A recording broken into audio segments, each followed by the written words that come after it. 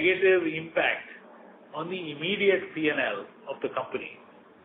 And that's quite clear if you were to go through these 5 or 6 pages that we have in the form of an investor presentation. Unfortunately, I think there are no numbers on these pages, but I'd urge you to take a look at it, and when we have more time, I can walk you through it in greater detail. Sure. Sure. No, I think that's quite helpful. I mean, I've already been through the presentation, so clearly that's helpful, and we would be waiting for your detailed strategic plan. Just one last data point which I wanted a little more clarity upon. In our presentation, this time around we have put out a risk weight density, RWA density, which is at about 44%. Just wanted to understand that within our corporate book, would it be possible for you to share details as to what proportion of the book will be to, let's say, A-rated and above NBFCs per se? 95% of NBFCs are above. 95%. I think we've given details on the structure of our total balance sheet, where 96% of our corporate exposure is to A and above entities, 55% is to AAA and above. NBFCs as a subset, we deal largely with high-rated NBFCs. So I would think that, 19 out of 20, 95%, in other words, plus would be A-rated and above. The exact number we can come back to you. I mean, I don't want to, but it is in that ballpark. Would that answer your question? Yeah, sure. So just one more data point. So out of the total corporate loan book, how much would be NBFC lending?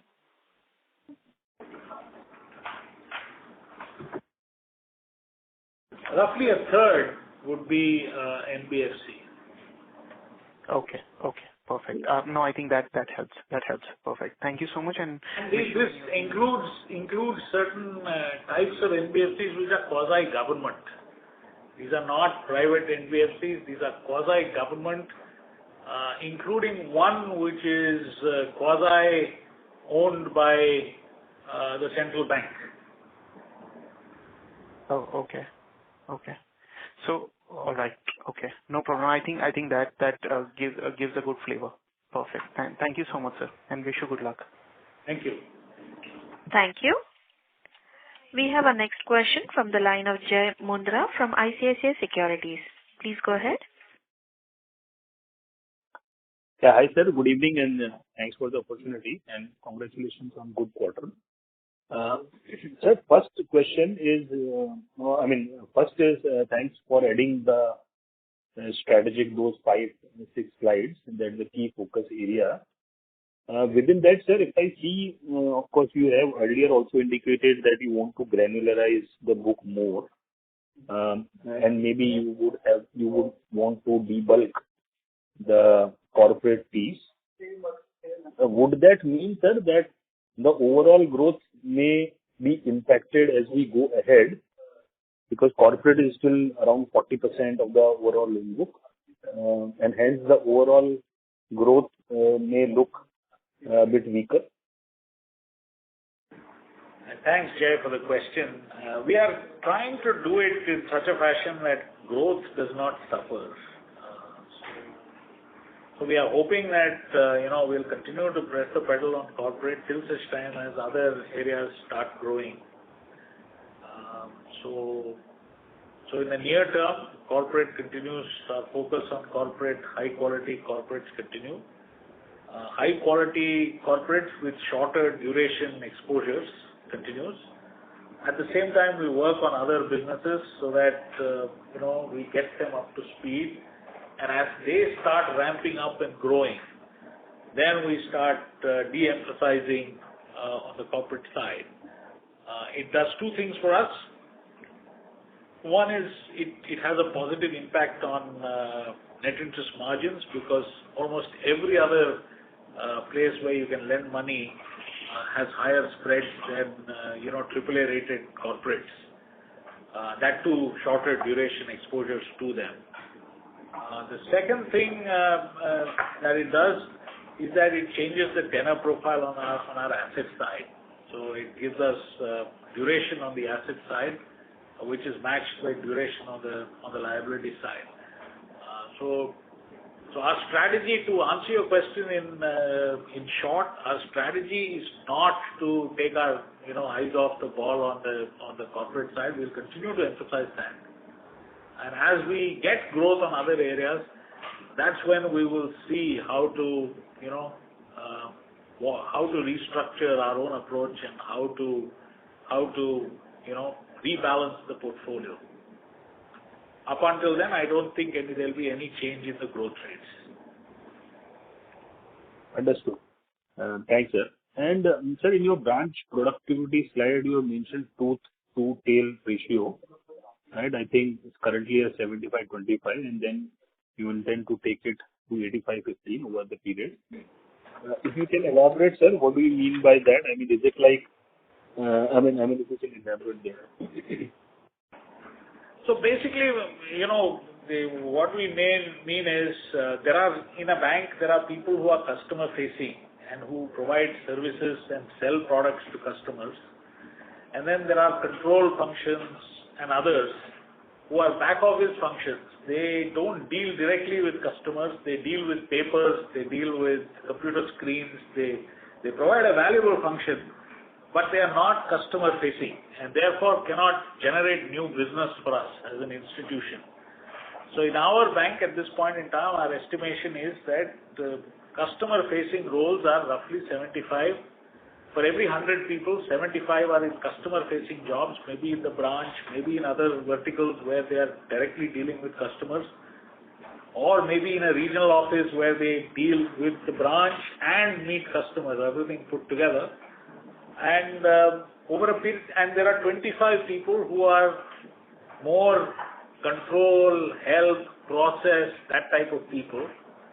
So if we want to have a more productive organization, we need to have more people directly facing customers and offering products and services. So that 75-25, we want to move over a period of time to 85-15, so that the number of arms and legs and bodies that we have that are actually directly producing increases. Does that answer your question, Jay? Yes, sir, it does. Thank you. And secondly, sir, on MSME, right? So clearly that is likely to be the key focus for the bank.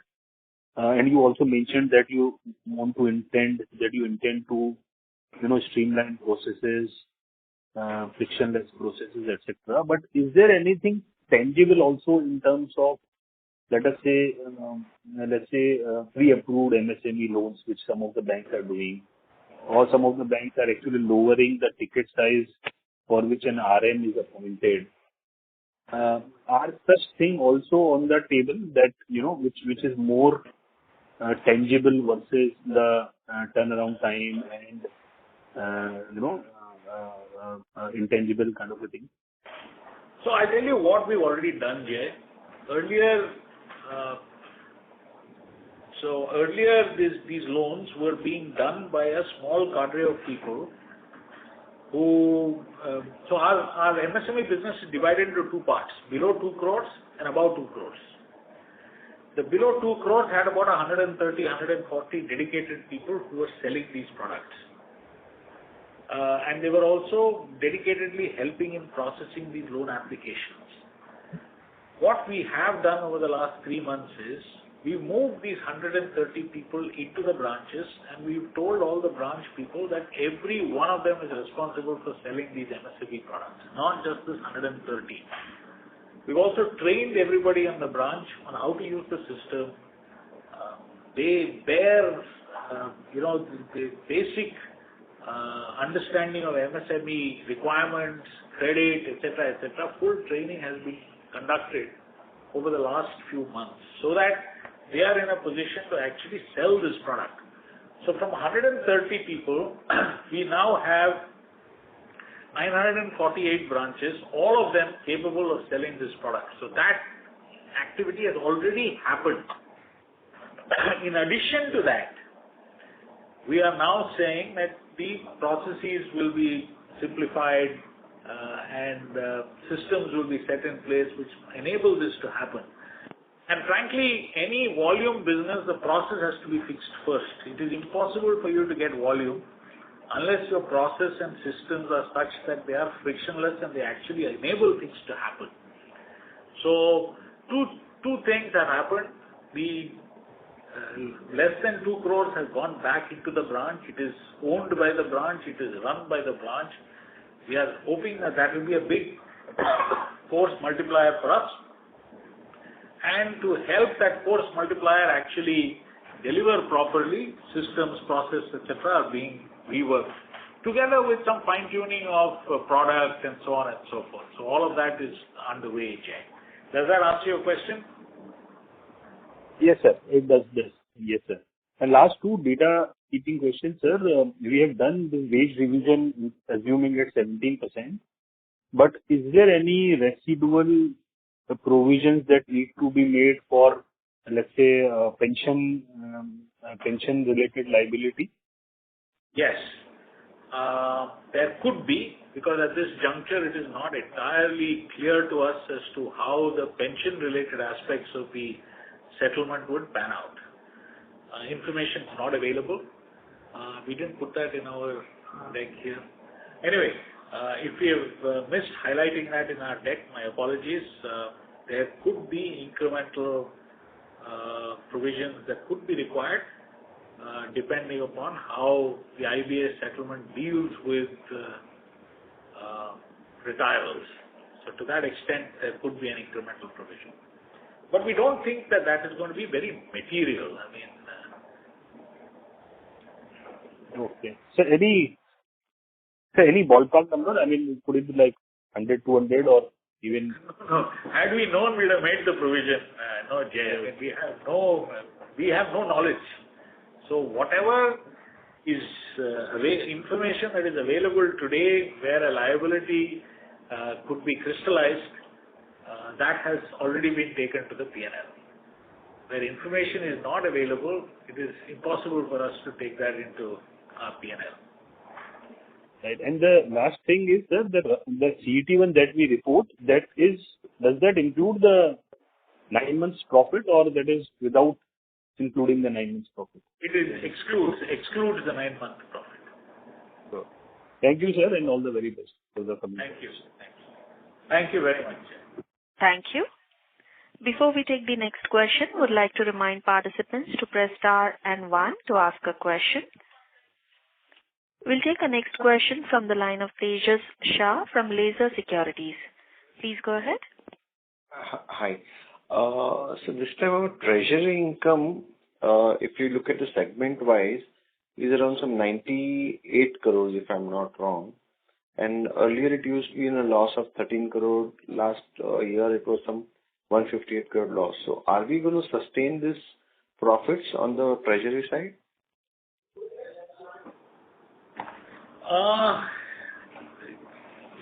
Treasury by definition is a little volatile. It is not an accrual income. It depends upon market factors. The trends are reasonably positive. I mean, 10-year GSEC had been dropping. It had come all the way to 7.15%. It has picked back up now. But if those same trends remain, then I think all the banks, not just us, will have a reasonably good year going forward. This treasury income, we were helped by a variety of factors. Whether those factors will continue to play out in the times to come, we don't know. But we are well prepared. And on the fixed income side, on the rates side, I think we are in a reasonably good position. If the rates move in a positive manner, I think a very substantial quantum of income can be had. Okay. And can you throw some light on the higher expenditures towards staff and other things?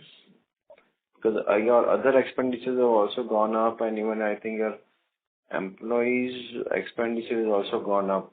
So if you can, then is that going to sustain, or it will still show a little higher stress on this? So our employee costs have gone up on account of a one-timer hit, which is basically the IBA settlement, wage settlement. We had been provisioning for it at 15%. It has come in at 17%. So for a period of 14 or 15 months, we've had to make good the 2%. And for that, we have taken a 1-time hit of 24 crores. So to that extent, our employee cost is overstated. If this 17% was not the wage settlement and it was 15%, our employee cost would have been less by 24 crores. We have two areas where our expenses have risen and materially risen. One is employee cost, as you rightly pointed out, and the other is on expenses associated with our credit cards business. But on the credit card business, we also have very significant growth in revenue, and we have some significant growth in expenses, which is optically impacting the revenue trend line. So if you were to isolate or remove the credit card expense growth, you will find a more normal growth rate, because the credit card business gives us a very substantial revenue growth as well as an expense growth. If you look at it on a net basis on the revenue line, you will find that the expense growth rate moderates quite considerably. As we go forward, perhaps we can give you further details so that it becomes a little bit clearer for you to understand our expense dynamics. No problem. Thank you. That is from my side. Thank you very much. Thank you. We have a next question from the line of Chintan Shah from ICICI Securities. Please go ahead. Thank you for the opportunity. So first of all, congratulations on great set of numbers and on that 1% ROA mark, and thanks for the strategy update. So there's just 2-3 long-term questions from my side. So one is on the mix. So we are saying that we'll be targeting MSME and retail and shifting our focus from the corporate. So how do we envisage the loan mix could look over the next 2-3 years or so? So how much could be the shift we expect to personal and MSME from the corporate? And so how should that play out on the margins front? Yeah, first is that. So we do have a strategic plan which we worked out. We haven't disclosed it yet. We are in the process of fine-tuning it. Okay. The aim is to increase our margins. That's the reason why we are doing all of this. So over a period of time, not immediately, our total balance sheet grows. We are hoping it grows in the mid-teens. And we start with the corporate balance sheet remains where it is, which is currently 39-40% of our total outstanding. And over a period of time, it starts shifting downwards. And over a 3 or 4 year period, we hope to bring that down to the early 30s and grow other businesses. It doesn't mean that corporate shrinks. It only shrinks in percentage terms. Right? That 6 or 7% difference is added to the higher yielding books on the MSME side, as well as LAP. We are very, very underrepresented in loan against property. For instance, our total balance sheet size on LAP is only about 2,000 crores. So some of these areas where we are significantly underrepresented, where there is an opportunity to grow, it gets added there, and we hope that gives us a significant fill up in on spreads. Given the fact that our cost of funding is lower than some of our peers, we are hopeful that the spread or NIM expansion to us will be quite considerable if this strategy were to work out. So this is helpful. So one thing on this new initiative which we are taking by increasing the branch morale, increasing the sales focus, giving empowering employees more. So is there any resilience from the employee side or the employee union, or they are happy to do this, in return they'll also be getting some additional bonus or something? So how very means the rewards will also be very generous for them to work extra, or how does that work? Yeah. So we are keeping those areas in. I mean, we are trying to ensure that we communicate with all the constituents of the bank actively. So far, our industrial relations have remained healthy, and there is no cause for us to believe that any of the actions that we are taking will that. So, as we press forward and as we become more and more focused on these elements, we will continue to work together with the unions and associations to ensure that we maintain the current level of dialogue and discussion and the kind of relationship that we have. Okay. And so one last question from my end. So we are talking of cost optimization and so probably some decline in the cost to income also in the coming years. But so with our increasing focus on MSME and retail, don't we see some rise in the cost as well, or the most of the rise will be front loaded and the benefits would come at a later stage? Should we look at that way? I think you ask a very, very good question. From our point of view, a very significant chunk of our costs are fixed.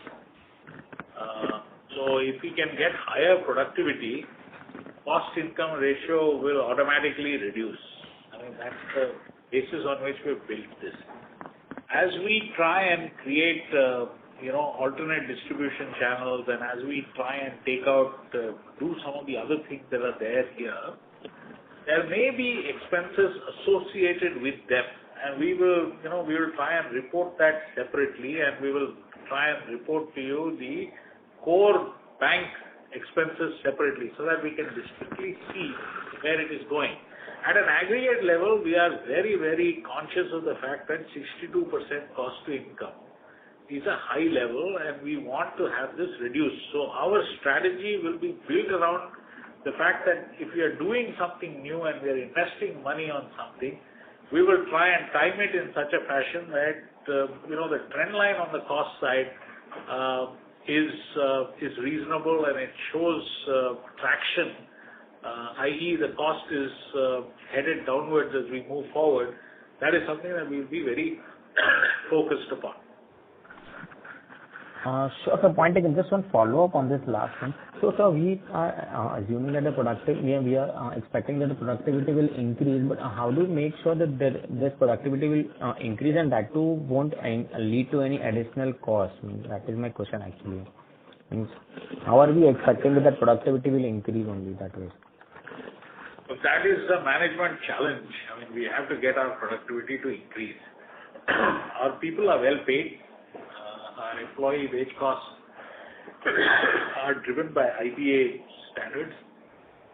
We need our productivity levels are such that we believe that there is a reasonable scope for increase.